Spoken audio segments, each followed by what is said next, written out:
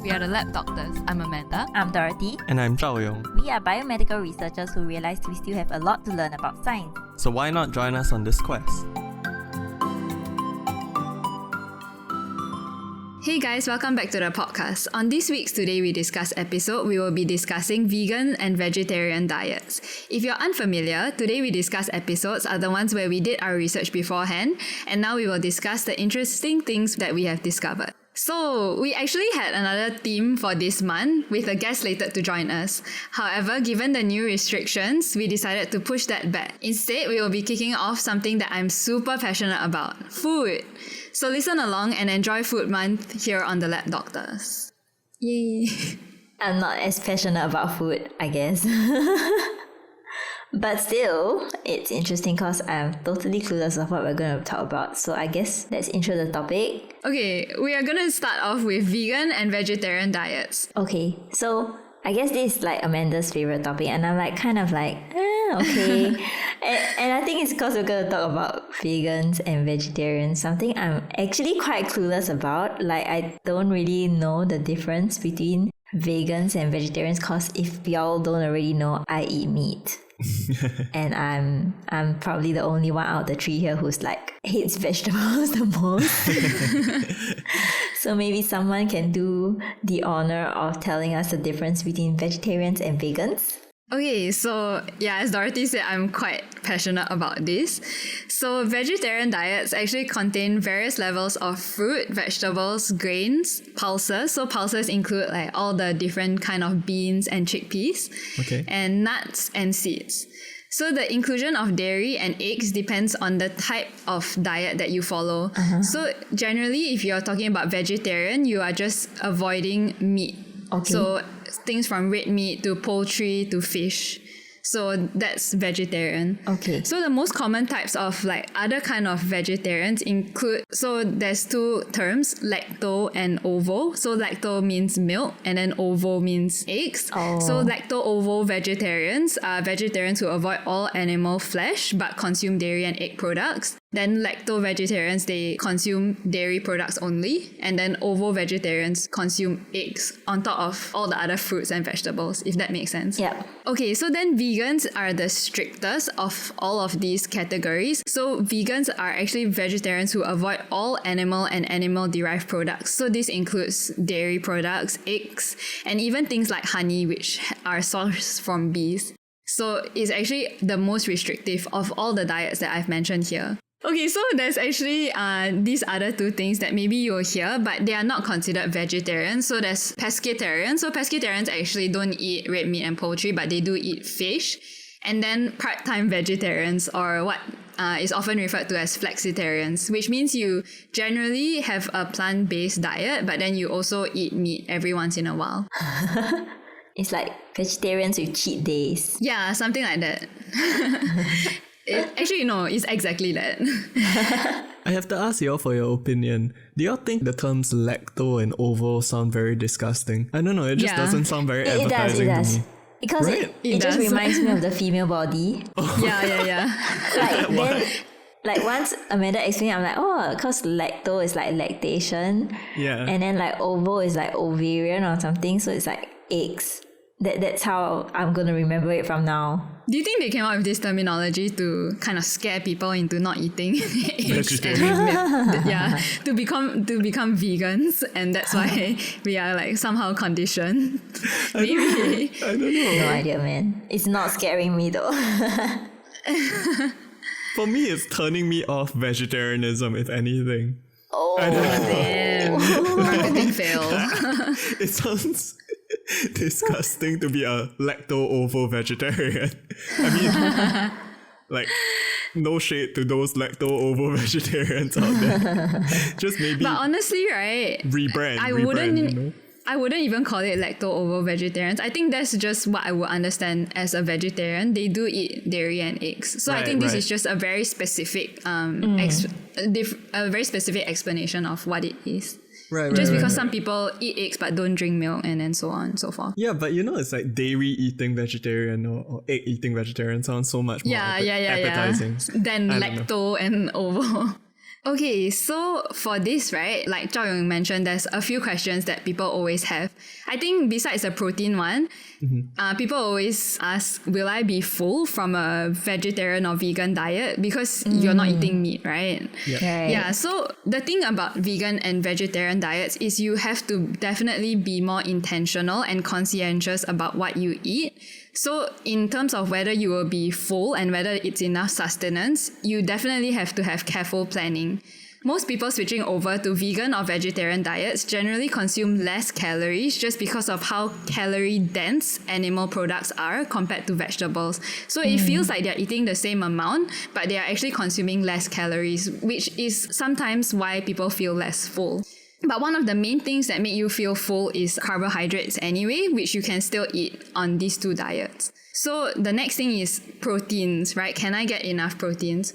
So proteins are actually made up of and broken down into these things called amino acids. So you probably heard of amino acids before. Yeah. Right. So some amino acids are classified as essential and some are non-essential. So basically, all the non-essential amino acids are the ones that our body can make. So it's not essential for us to consume it. Whereas the essential amino acids are the ones that we have to eat. So we only can obtain it through our dietary intake, if that makes sense. Yeah. So animal proteins are usually considered complete, which means that they have all the essential amino acids, whereas plant-based foods generally lack one or a few of these amino acids. Also, the protein content in animal foods are generally higher. So in terms of protein, you definitely have to keep track of what you're eating and make sure you pair the correct plant-based food so that you get all the essential amino acids that you need. Right. So another thing besides proteins, so other nutrients, including some vitamins and minerals that vegans or vegetarians are told to be aware of, are things like vitamin B12, vitamin D, heme iron, DHA or omega-3, and zinc. We interrupt this podcast for a short message by the editor. Hey everyone, Zhao again. So I'll try not to make a habit of this, but Amanda and Dorothy are gonna mention that you obtain vitamin D from the sun, so I'm pretty sure they're just using a shorthand.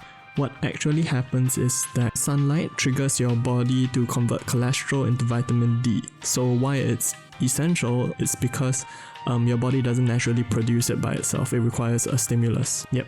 So, yeah. Now back to your regularly scheduled podcast episode. Wait, why vitamin D? Like, I thought that's from the sun. I mean, you can get a good amount from the sun. Yeah, you can get a good amount from the sun. I think why they've listed all this, right, is because generally in animal products, all these are present at higher amounts. Okay. So when you switch over, you have less and less of it. Okay, so for example, vitamin D and vitamin B12, because it's not as high in plant-based products, generally plant-based foods are fortified with these essential nutrients. So for example, oat milk, a lot of the oat milks out there, on top of being fortified with calcium, so most oat milks have the same amount of calcium as cow milk.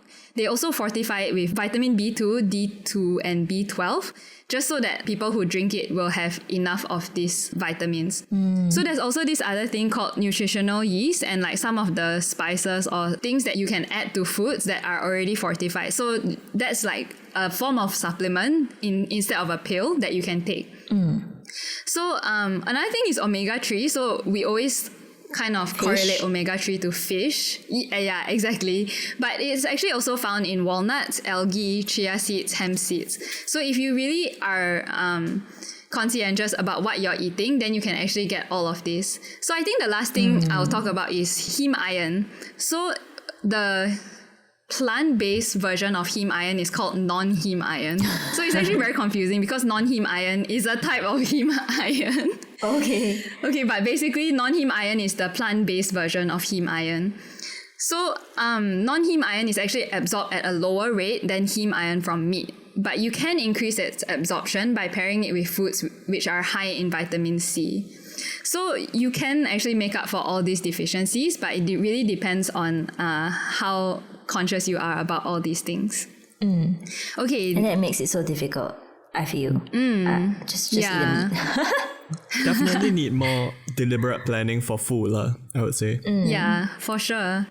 Okay, so but that said, right, it's not just about meat eaters versus vegans and vegetarians, because even meat eaters require a balanced diet containing vegetables as well. Yeah. So it really all depends on your actual diet, because a vegan diet can be a diet full of vegan junk foods and high in saturated fats and deep fried foods. Yeah. So it's not necessarily healthier. Yeah. And especially some people just think that like things that have the label vegan on it is healthy. So for example, vegan butter, but it's actually not. It's actually also high in saturated fat. So you have to be careful of that. Right.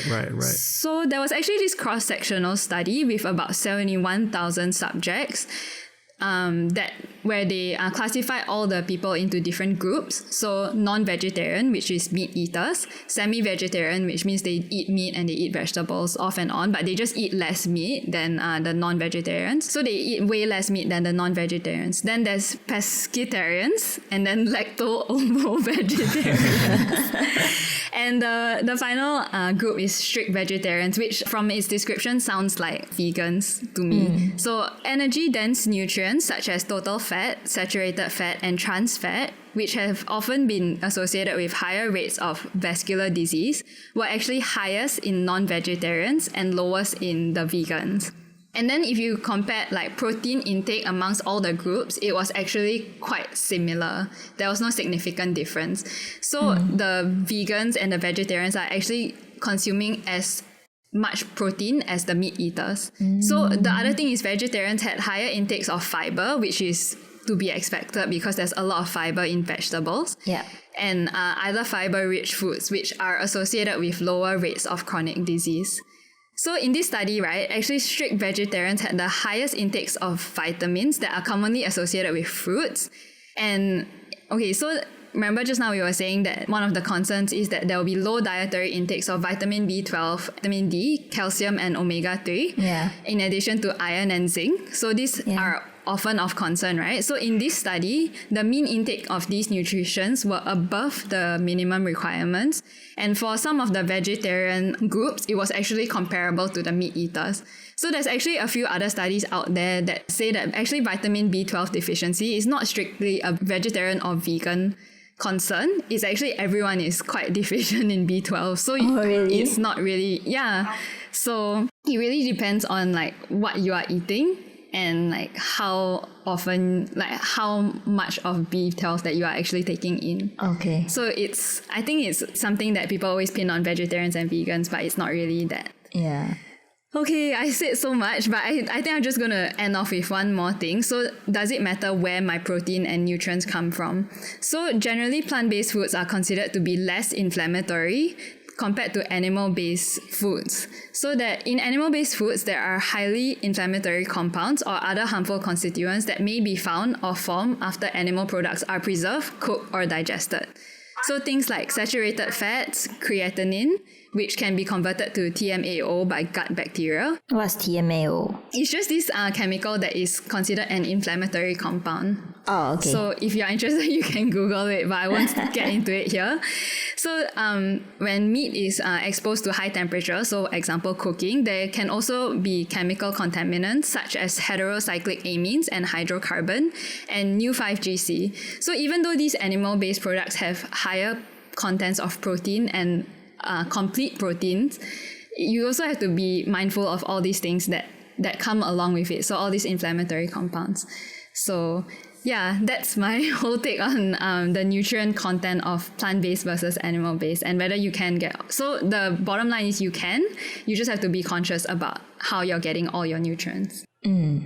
Right. So since we're talking about nutrients and harmful compounds and all these things, why does all this matter? So at the end of the day, it all comes down to your health, right? So are there any health benefits to switching to vegan or vegetarian diets?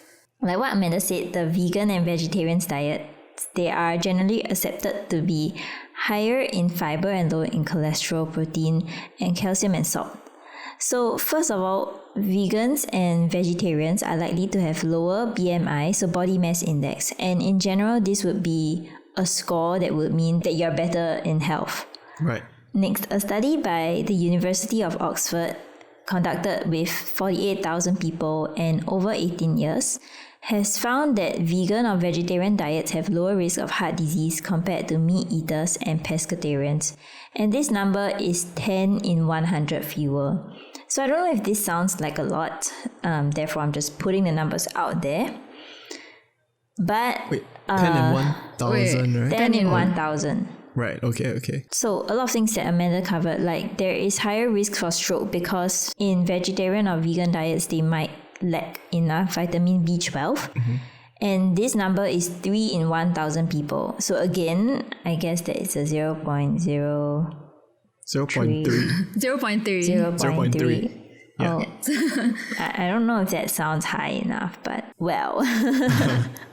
Some studies also suggested that low cholesterol levels may be linked to a small chance of hemorrhagic stroke. So hemorrhagic stroke means stroke in the brain due to a blood clot. Yeah. And this is in contrast to studies suggesting that lower cholesterol is protective for heart diseases and ischemic stroke. But I guess that's science for you.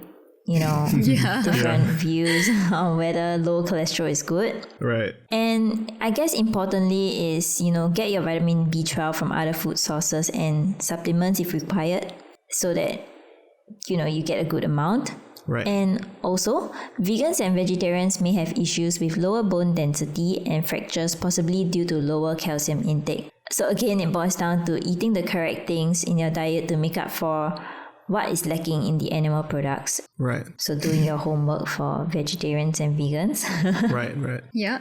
So some people say that if you are a vegetarian or you're just a veggie eater, you're just eating veggies. And they talk about the diversity of the food they are eating. Should they be eating a larger variety of food? Right.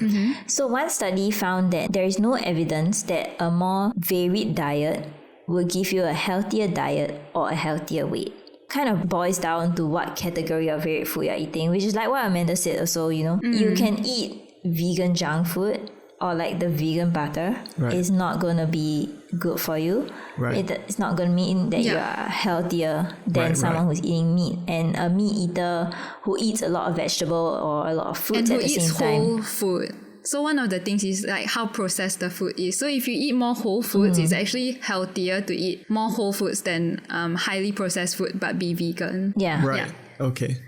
So just balance your diet. And then some of the other reasons I found to be quite interesting, and I don't know how accurate this is. So these are other reasons that are probably not as big a deal, but it's still related to our health. And I guess we can take some of these points with a pinch of salt because I found these from an article that is vegetariantimes.com. So this totally sounds very biased to vegetarianism, but I still think there is some level of fact to it. So let's go into it. Okay. One of the health benefits suggested was the lower likelihood of getting foodborne illnesses, example salmonella. So that means if you just purely eat vegetables or plant-based product, you're gonna lower your risk of getting illnesses from meat. There's also lower exposure to chemicals, and this includes like other than the carcinogenic substances that Amanda mentioned. It also includes steroids and hormones that are injected into animal meat nowadays that may that they are trying to promote faster growth of the animal. Right. And lastly, of course, with more fiber intake, you are more likely to clear your bowels more easily and regularly, and therefore you'll have less chances of getting constipation and hemorrhoids. So health is not the only reason why people might convert to a vegan and vegetarian diet. Especially even for me, I think one of the things that I was thinking about was environmentalism. And I think for Zhao Yong, because he cares a lot about animals, so that's another reason why you might switch to a more plant-based diet. So I guess one of the questions that we have is what is the environmental impact of switching over to a vegan or vegetarian diet? Right. So I'm just gonna particularly look in the farming aspect. But first off, just a bit of a disclaimer. So just like Dorothy, some of the sources are very left-leaning. So very liberal, more conservative, conservative?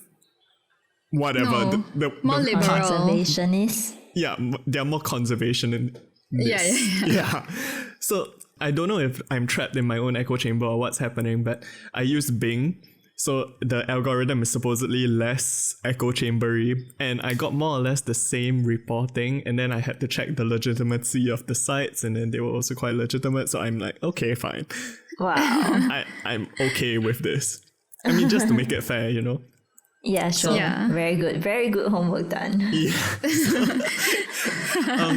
So for particularly farming, there are three metrics that people usually talk about. That is land use, freshwater consumption, and also greenhouse gas emissions. So I'm going to talk a bit about why these three.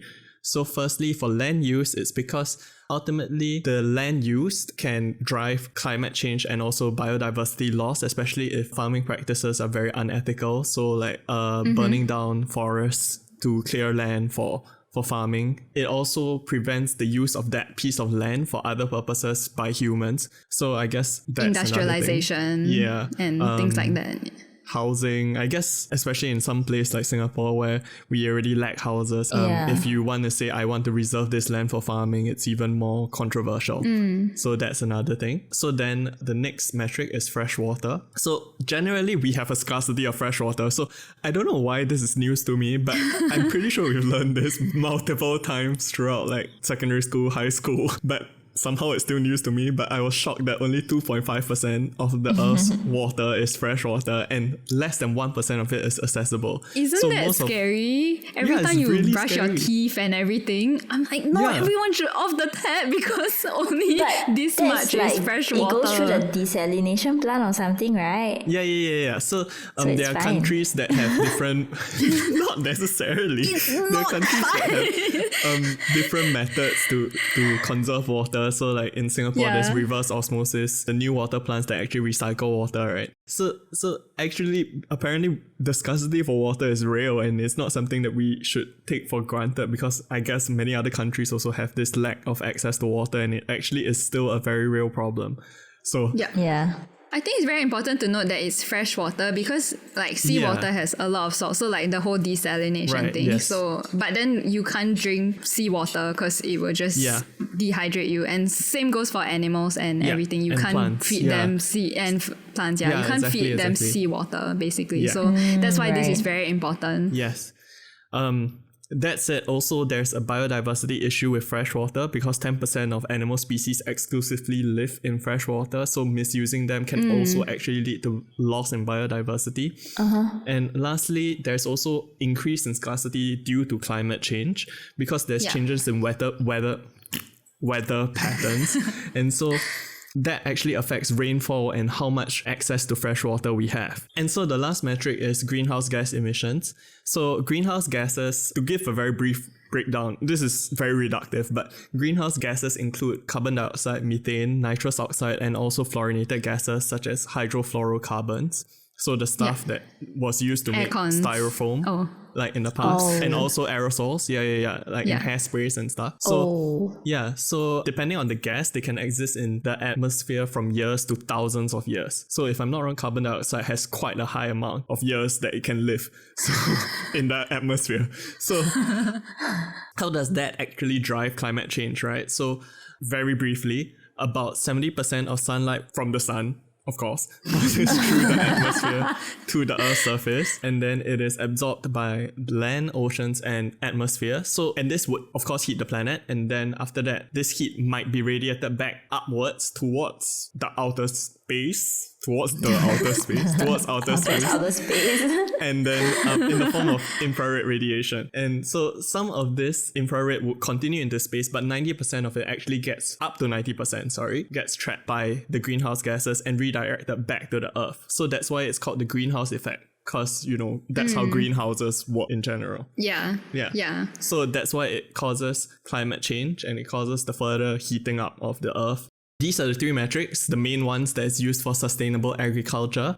And going into the differences between plant-based and animal-based farming, so based on a global mean of per ton of protein consumed, plant-based foods require a lot less of all three metrics compared to meat-based. And the only meat that actually comes close to plant-based farming is fish, farmed fish, but even that requires about twice the amount of fresh water. If you look at cows, it's up to like 6 times the amount of of Cows. like cows and beef, it requires like 6 times the amount for all 3 metrics, or it Yes. produces It's and so uses. scary. Yeah. So in general, plant-based agriculture also generates about 1.5 trillion more pounds of product. So what can be consumed compared to Yeah. animal agriculture. So if you convert everything towards to If you have the same amount of energy, this is how Yeah. much you can produce Yeah, it's in more terms efficient. of food. Yeah, exactly. Yeah. And so to go into the economics part about this, and I need some help because I don't really like economics because I'm not great at it. I got like a C in A levels, and from then on also I got was C, like, this is high not for me. I didn't even take it, so I will live in my ignorant bliss. Again, the only thing I know what makes sense to me is demand and supply, and I think that's like the very first topic that they taught in econs. After that, nothing made sense. So then, in general, animal agriculture generates about 35 billion more US dollars compared to plant agriculture. But the expenses are also higher, about 55.8 billion times higher than plant So farming. there's about a $20 billion Yeah. difference Difference. there. Yeah. So it actually isn't necessarily driving the Better for the economy all that economy. much. Yeah. Right. If I'm In not terms wrong. of how much you are using. So seems Economists like help. interpreted it correctly. Is it? Yeah, right? Okay. So the report concludes that plant-based agriculture grows 512 times more pounds of food. So even now, it's already using less land, but it's still producing more pounds of food, which is insane to me. And then I guess the last point, a major proponent for people who still believe that, not really still believe, but like, I mean, they have legitimate arguments, which is that shifting to a more plant-based diet will actually cause people without access to food to have less food because they don't have the proteins that are available currently already. And then you're still going to limit the proteins that they already have. That's crazy to them. And then the other thing is that livestock farmers will also be hurt because naturally with less demand for meat, then there will be less livestock farms that is required, right? So, but the issue with this is that a lot of the proponents for this diet shift actually isn't asking for the elimination of meat-based diet. They just don't want people to overconsume protein. Yeah. So basically just consume... Okay. Don't consume in excess, you know? Yeah. Or actually just reduce their beef intake. That's another thing. So then they are not specifically targeting malnourished people or undernourished people. And they are also not intentionally eliminating the livestock sector. So they know that this actually provides livelihood to a lot of millions of poorest small stakeholders, but they are not like targeting them. They're targeting the industrial corporations that's generating a high amount of these meat. So in general, so actually there's a lot of arguments for plant-based diet, and they're all not necessarily hurtful to the economy, I would say. It just depends on which echo chamber you're in. Yeah.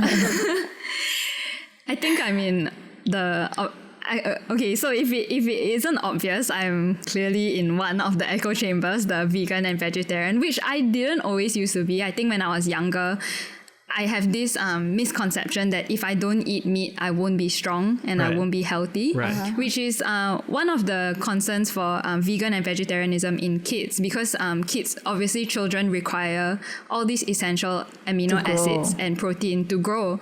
Right. So if you are not conscious about their diets, then it's very difficult to actually ensure that they get everything that they need. Maybe because like if you're younger, you wouldn't know how to plan your diet if you are like a vegetarian. You just go vegetarian store and order whatever you want. So maybe if you're younger, your parents would rather you eat everything. It's definitely easier. Like you can definitely say that it's much easier to get all the essential nutrients you need on an animal-based diet. But whether it's better for you in the long run. Yeah.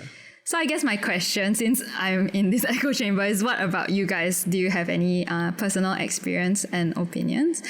Zhao can go first. Okay. I guess for me, I don't really want to eat meat because, I mean, for one, Cows are cute. cows are cute, pigs are cute. Yes.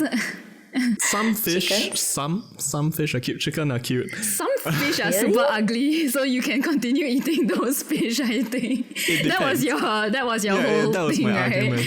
But Okay, so we didn't even go into animal practices in this episode and raising cattle and chicken and the overcrowding of farms in terms of like for commercial food. generation kind of thing. Yeah. So that's one of the things that we have to think about as well. For me, the biggest part is the taking a life of the animal, and I don't feel comfortable with that anymore for some reason. I have no idea why, what changed.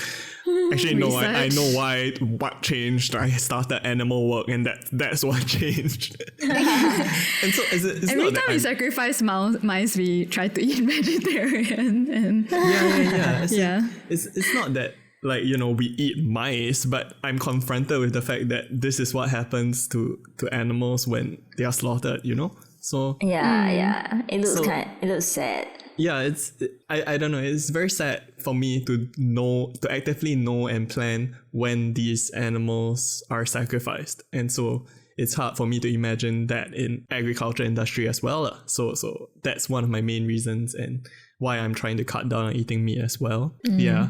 But also then I'm also like a strong proponent for the environment, and it's not eating meat actually reduces my impact on the environment, then yeah, why not, you know? what about from the health point of view? Does that draw you in at all? Not at all. Okay.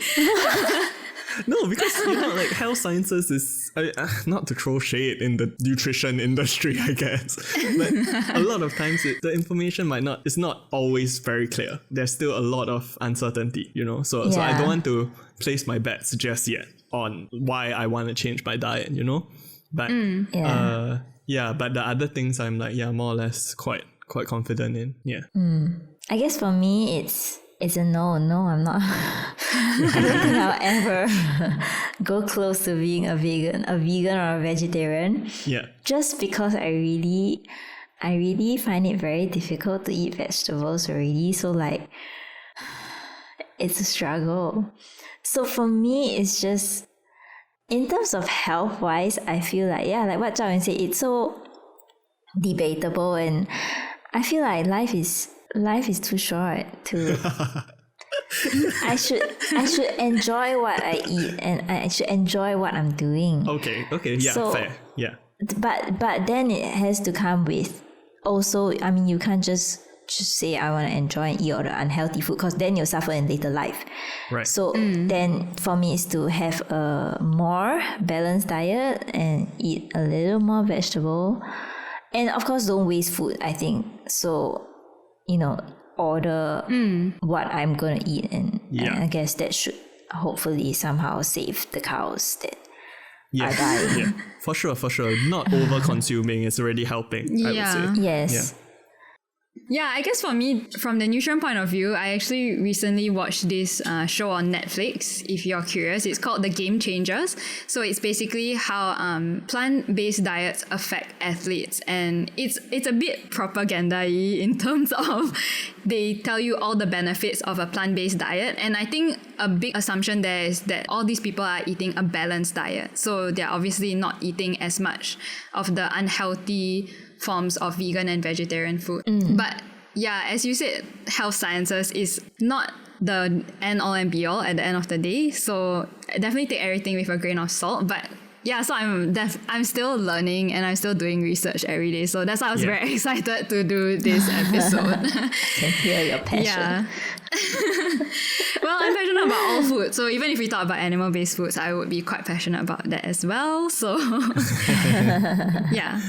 Okay, so I guess the summary for this episode is mostly just eat a balanced diet, and a diet containing whole foods instead of highly processed foods is better for you at the end of the day. So that's one of the most important things. And as usual, follow us on Spotify and subscribe to us on YouTube. A like and a comment would help us out. You can also follow us on our social media, Instagram, Twitter, or Facebook. Feel free to DM us any questions. Alternatively, you can email us at thelabdoctors@gmail.com. If you like this podcast, please share it with your friends.